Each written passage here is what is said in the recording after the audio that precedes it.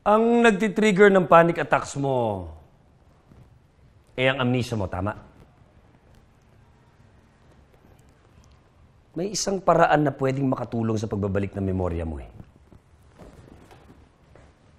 Ang memory channel. Mula ngayon, maghahanap ka ng mga lugar o mga bagay na tingin mo yung naging parte ng buhay mo. Wala ka ibang gagawin sa buong araw kundi ang umupo at harapin ang TV na to. Isipin mo nanonood ka na isang palabas, isang teleserye, pero ikaw ang bida.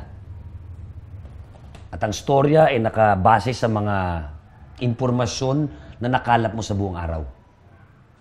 Pagtatagpi-tagpiin mo to at gagawa ka ng isang palabas sa memory channel.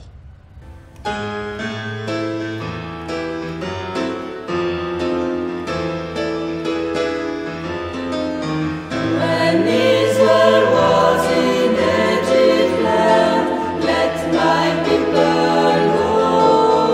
Oppressed so hard they could not stand, let my people go. Seryoso ka ba?